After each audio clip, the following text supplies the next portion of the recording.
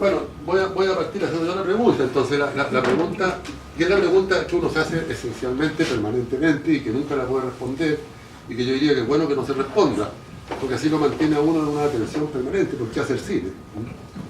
Que es la pregunta que me hizo mi papá hace 40 años atrás, o 50, ya no sé, y que yo en ese tiempo le contesté, porque era bastante más joven y más irresponsable, pero si hoy día me volviera a preguntar, yo realmente no sabría decir por qué uno hace cine.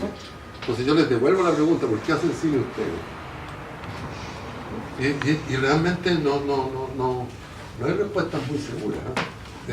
Pero yo creo que el mantener esa pregunta lo conduce a uno a buscar caminos de cómo hacer cine. Es decir, el preguntarse por qué uno hace cine es una motivación. Siempre en los formularios para presentar a fondo y cosas, nosotros mismos a nuestros alumnos les pedimos siempre una cuestión que es bastante tramposa, motivación. Entonces el pobre cabrón quiere hacer una película, motivación. Entonces, ¿cuál es la motivación? Uno está motivado, o sea, uno está motivado porque sí, ¿no? Entonces el punto es que la película termina poniéndole las razones de por qué uno hace cine. O sea, uno hace cine justamente para saber por qué hace cine. Y eso yo creo que es una cuestión que está siempre muy vinculado. Uno puede darse un montón de respuestas sobre por qué hace cine. Y de hecho yo en algún momento las daba, y si alguien me pregunta, yo digo, porque la cultura, el país, todas esas cosas. Pero es eso, pero es algo más también. Y hay un espacio silencioso que uno no lo logra concebir, que es el que nos motiva. Es esa pregunta. Entonces, bueno, igual vuelvo a hacer la pregunta por si acaso. ¿Alguien tiene alguna noción? A ver. ¿Por qué si estabas a punto de titularte como médico de la Universidad Austral, a meses, pasó algo contigo en que hiciste el cambio?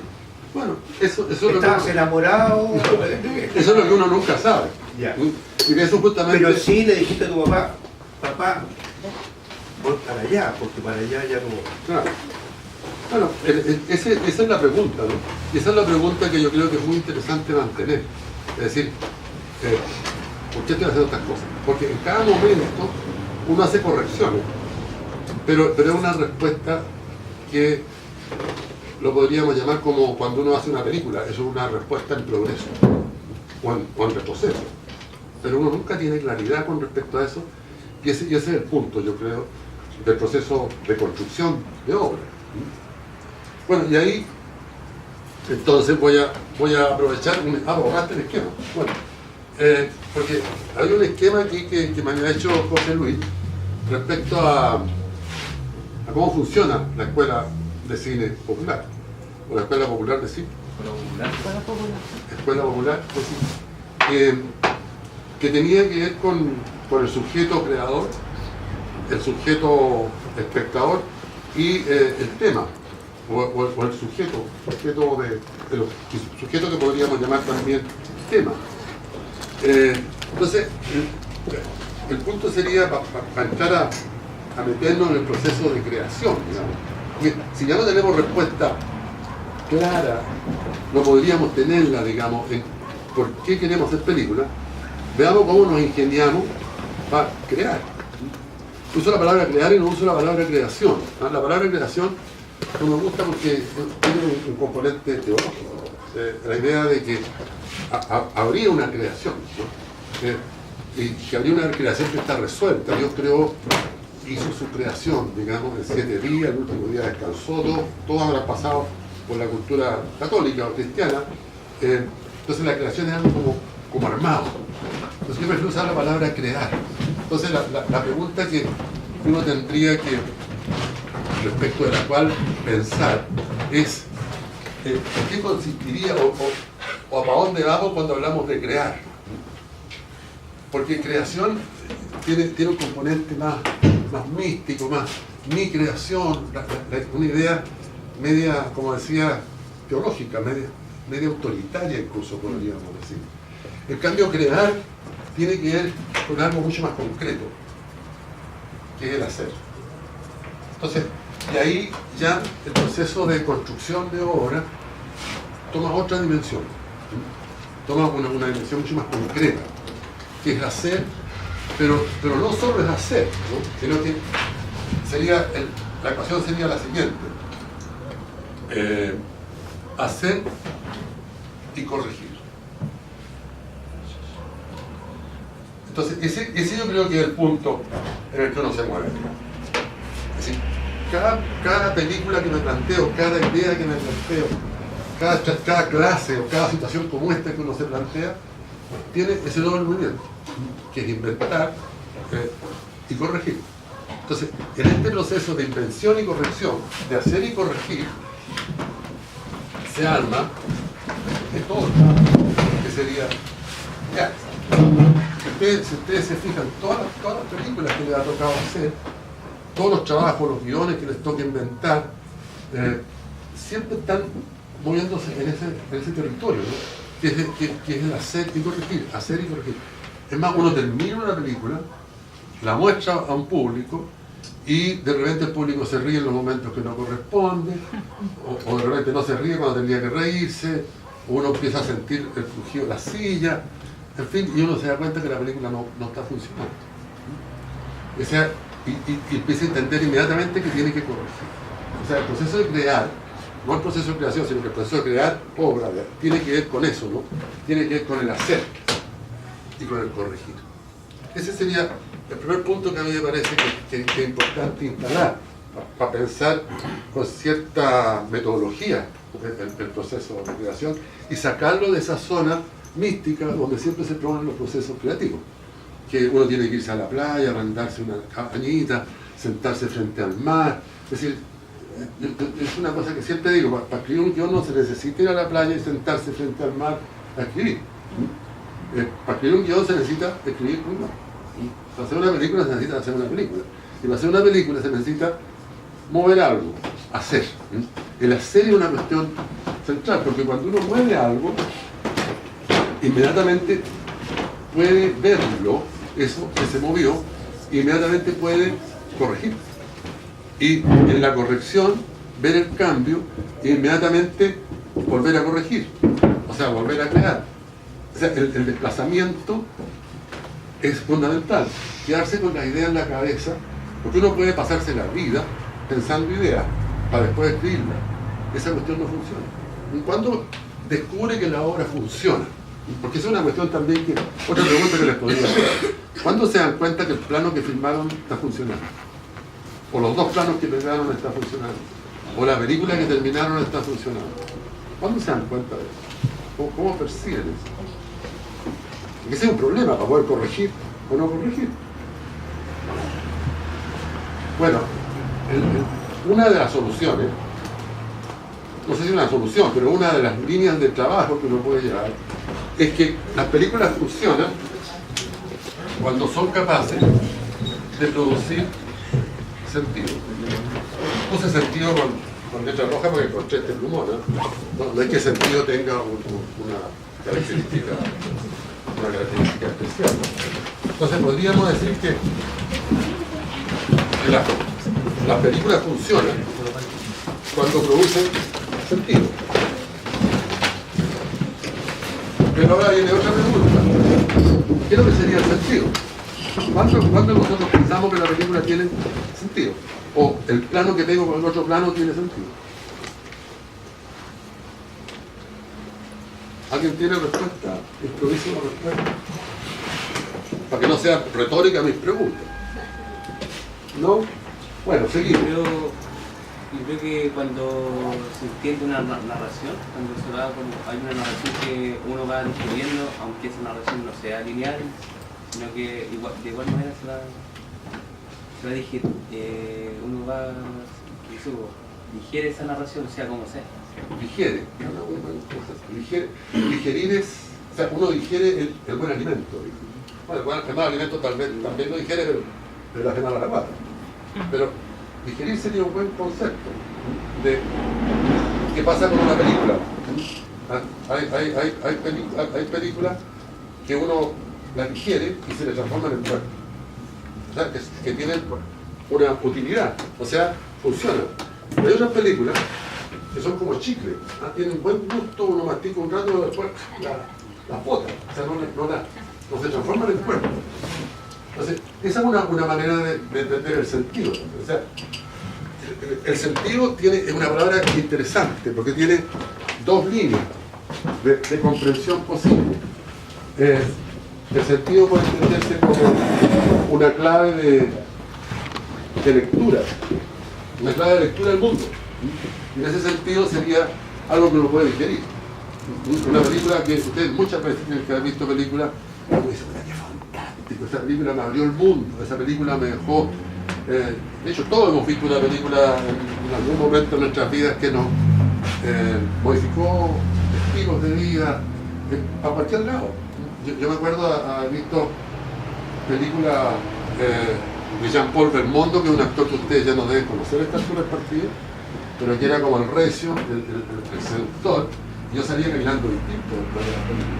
Porque eso también es una clave de lectura. O sea, también es algo que uno digiere, algo que se le transforma en cuerpo. Pero sentido también es dirección. Y uno puede ver una película, por ejemplo, películas que ustedes deben haber visto, las películas de Santiago Álvarez, los documentales cubanos los han visto, los documentales cubanos de Santiago Álvarez. 29 Primaveras, por ejemplo, Náuga, esas películas, que además de darnos, se nos transforman en cuerpo de otra manera, digamos, nos dan una clave de lectura de mundo, pero nos dan una dirección. Álvarez planteaba la revolución cubana, construir la revolución en América Latina, transformar el mundo. Esa es otra posibilidad de sentido. O sea, esas son películas que están funcionando, son películas que están armando claves de lectura, que pueden ser digeridas, digamos. Me gusta la palabra digerido porque significa que se pueden transformar en cuerpo. Cuando las obras se transforman en cuerpo, quiere decir que están funcionando, que nos están alimentando, que nos están construyendo también. Pero también hay obras que se transforman en cuerpo dándonos una dirección, digamos, vamos para allá. Ahora, esas son obras a veces más temporales, porque a veces los discursos, las direcciones a veces se basan en ciertos datos que después cambian. Pero también la palabra sentido tiene otra línea de lectura que es el sentir. Uno a veces ve una película y no sabe qué está pasando, pero siente una emoción, algo. Entonces, ese cruce de cuestiones, clave de lectura, dirección, emoción, sentido de sentir. Uno siente cosas de repente con una película, con una secuencia, en fin. Todas esas cuestiones hablan de esto que le llamamos, o que le podemos llamar, sentido. Entonces uno dice, bueno, cuando una película, o una secuencia, o un plano, o una banda sonora, yo la dejo tranquila por este rato. O sea, cuando está funcionando, es que está produciendo sentido. Es una metodología de trabajo que puede ser otra, pero que creo yo, o que yo he usado al menos, y que me ha servido. Es decir, buscar que las películas funcionen. ¿Y cómo hago que la película funcione? Haciendo y corrigiendo. O sea, echo a andar algo y lo miro. Eugenio Tilman decía, el pintor tiene que... Todo pintor trabaja así, ¿no? Pero tiene que echarse para atrás. Todo pintor tiene que hacer dos cosas. Primero, pintar. O sea, primero tiene que hacer algo, un bonito, y después echarse para atrás. Y ver, bueno, esto podría ser una nariz, por lo tanto este podría ser un ojo, y esta podría ser una boca, y esta podría ser una oreja, en fin. Y después se echa para atrás y dice, bueno, pero para poder ver tengo que echar para atrás. O sea, para volver a corregir. Entonces con el cine tiene que hacer lo mismo, tiene que estar en este permanente desplazamiento, que es adelante, atrás, acercarse y retroceder, hacer y corregir. Esos dos movimientos yo creo que son los movimientos, uno de los movimientos que van construyendo esto que le llamamos crear.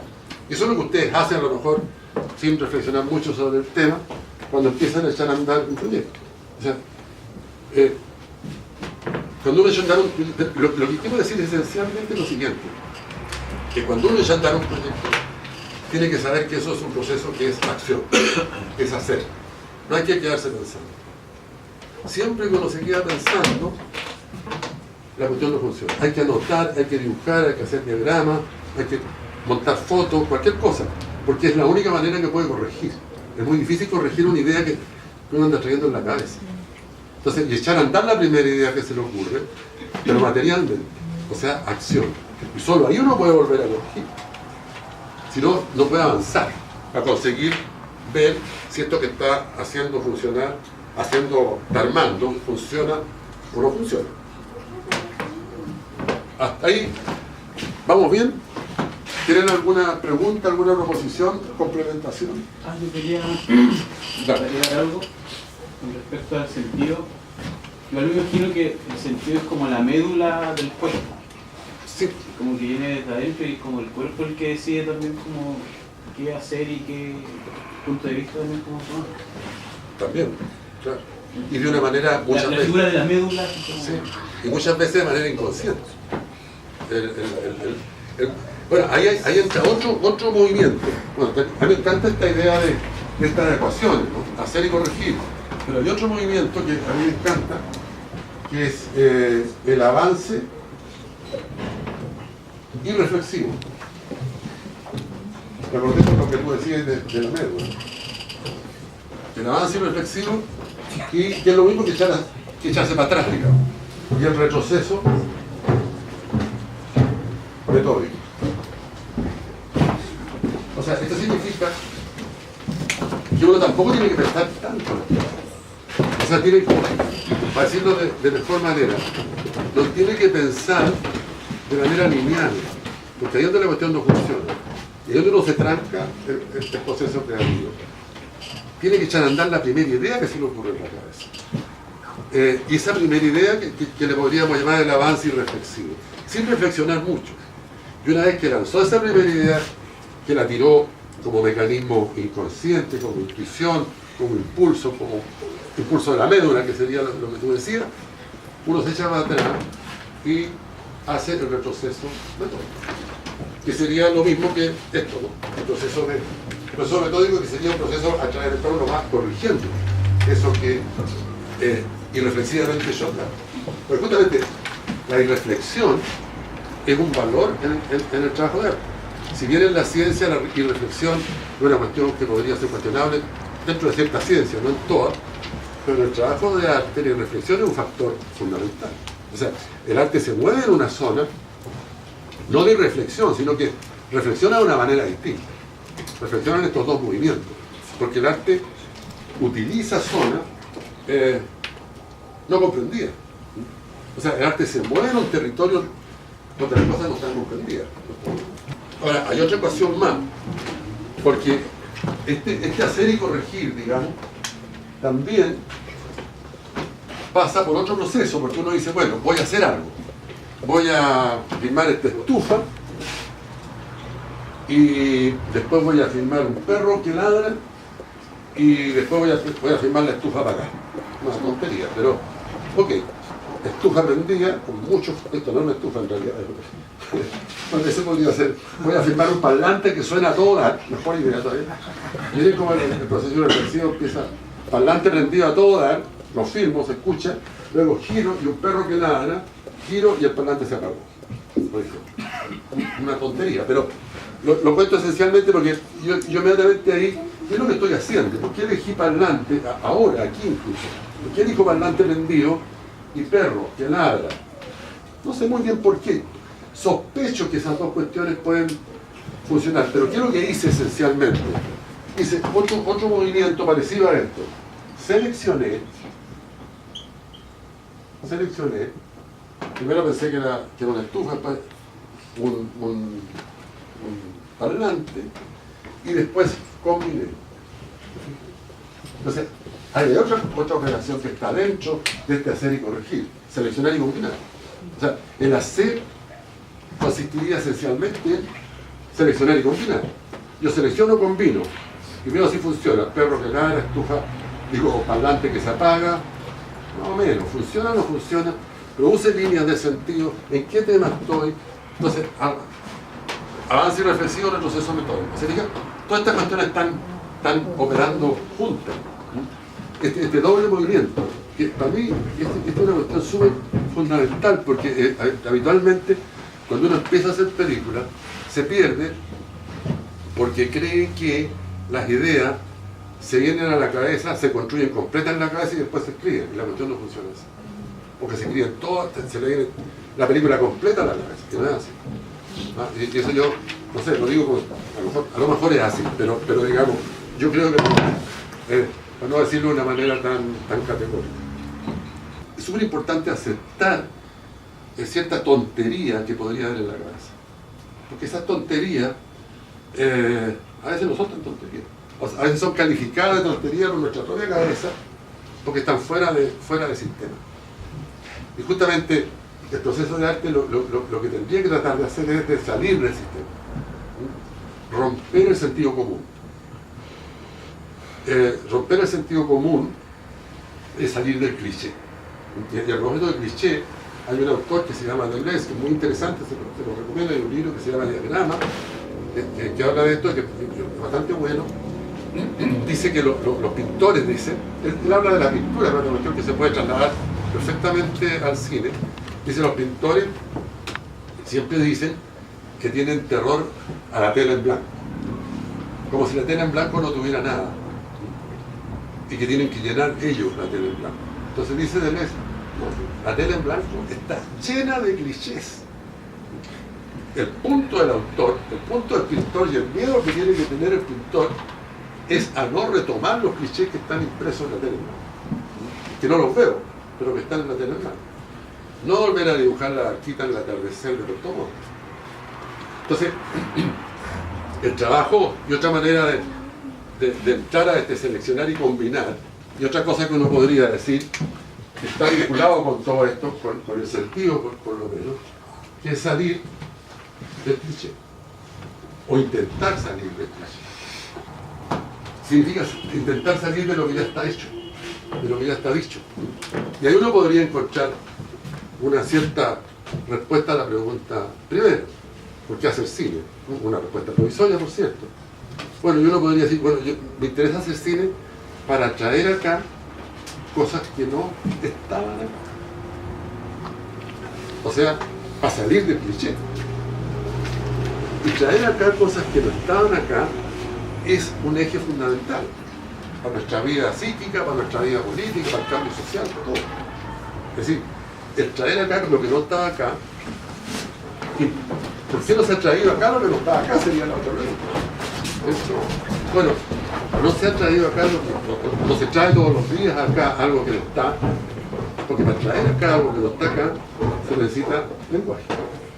O sea, se necesita un lenguaje que no esté en el cliché. Necesita salir del cliché.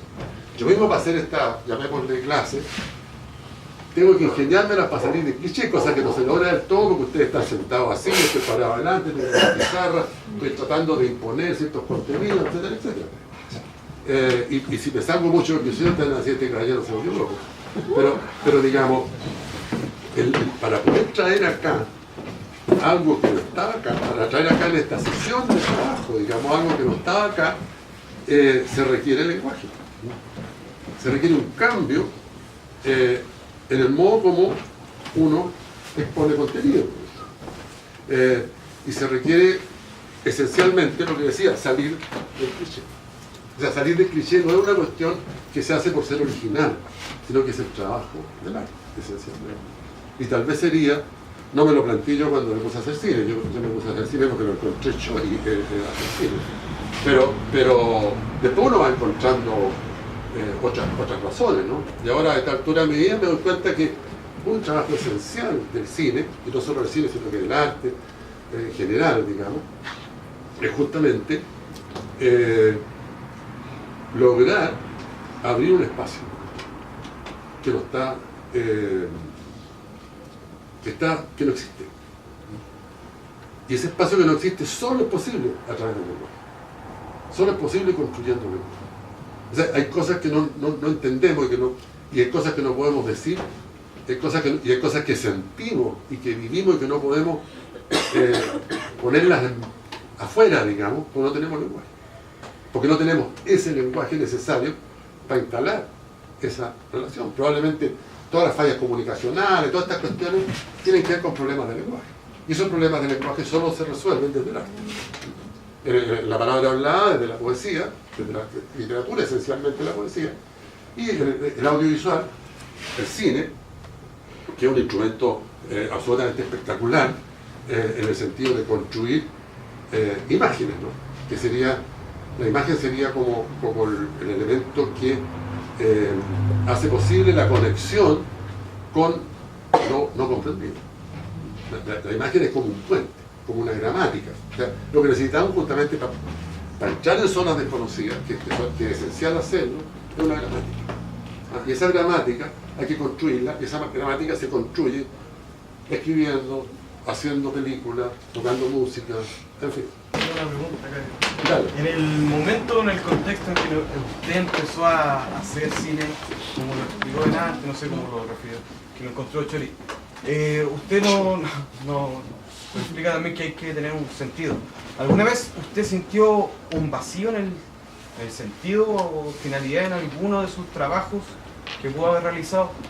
En un contexto que obviamente es diferente, pero quizá había más cosas, o era pionero, entonces como un poco más... Yo diría que permanentemente. Yo diría que permanentemente. Lo que pasa es que uno no dice necesariamente eso, pero va corrigiendo. De hecho, yo empecé a hacer cine con Guillermo y Carlos, que tuvieron la gentileza de acompañarme, pero trabajábamos juntos. Donde el sentido, o sea, el funcionar de la película estaba vinculado a los hechos políticos. O sea, nosotros éramos, podríamos decir, el brazo cinematográfico de un proyecto político. Incluso si ustedes han leído el manifiesto de la cineasta de la Unidad Popular, que les gusta tanto a José Luis, el manifiesto dice: antes que cineastas somos hombres comprometidos con la realidad de nuestro pueblo. Esa es una frase que a mí siempre me produjo problemas. ¿Usted firmó ese manifiesto? ¿Cómo? ¿Usted firmó ese manifiesto? Sí, por supuesto. No, por supuesto. Pero esa frase a mí me produce problemas. No es que discrepe políticamente en el sentido de la política contingente, sino que el decir antes que cineastas somos hombres comprometidos con la realidad social de nuestros pueblos, significa que un cineasta no está comprometido con la realidad del pueblo. Y que habría otro momento.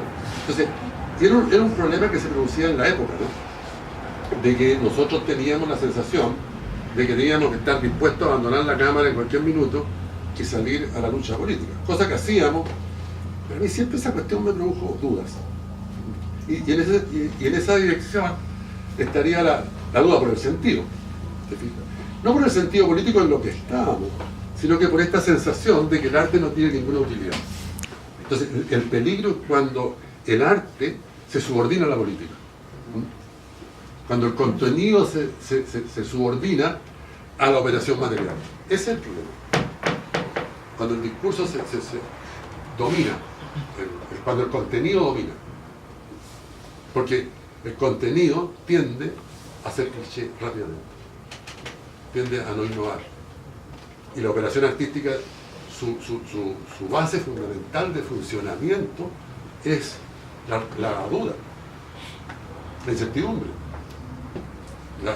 La destrucción del cliché, la puesta en discusión del cliché. Pero volviendo a tu pregunta, sí.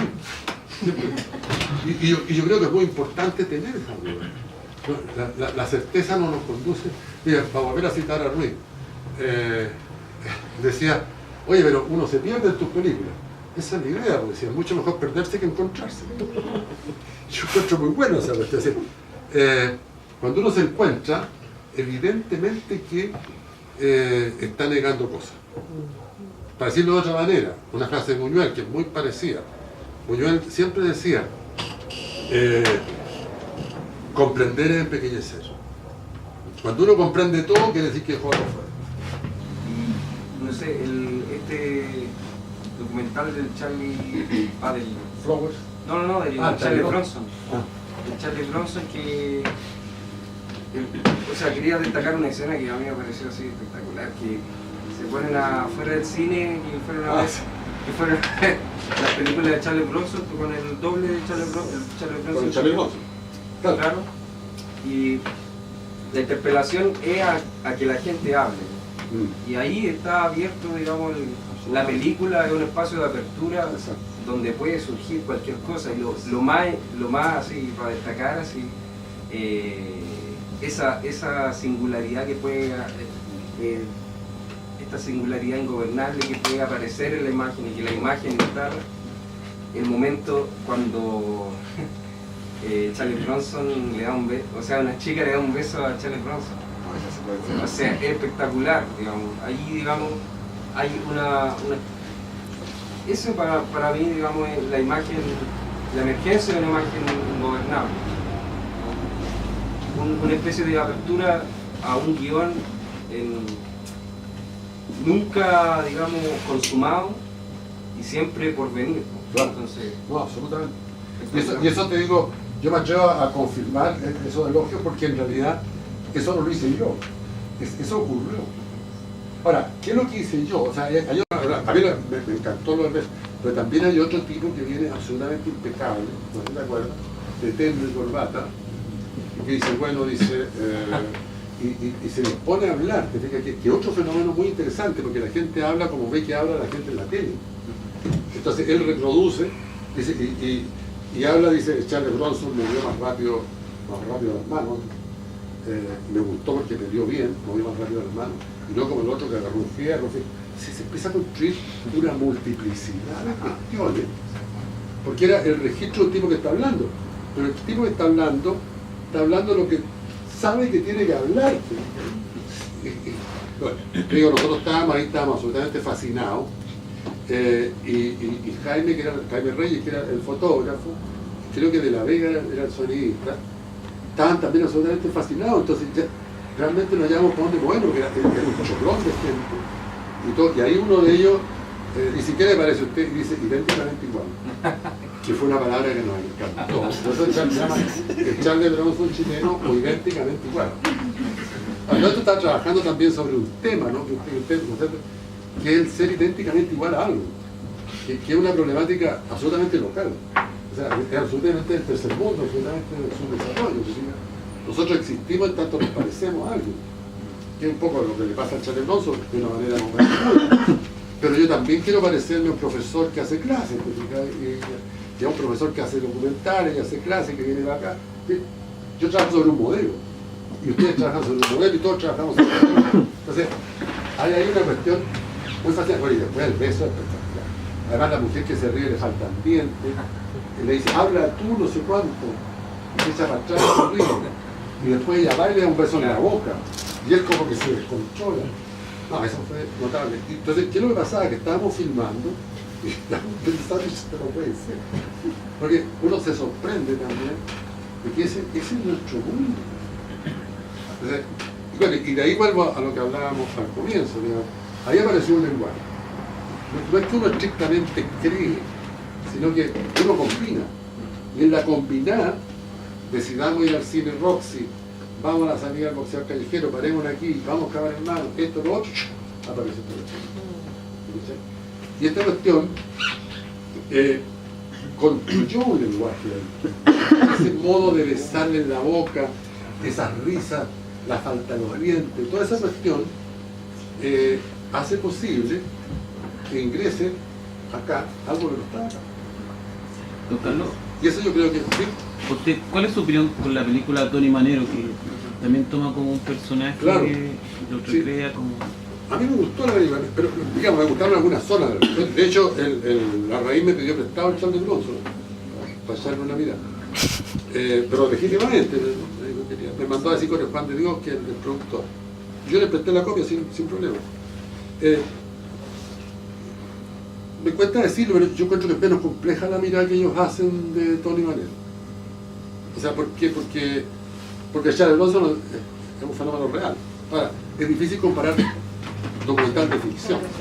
Pero hay una secuencia de esa película que me encanta, que es cuando cantan la frecuencia mod, se llama la chica. Y hacen la performance, eso la encontré.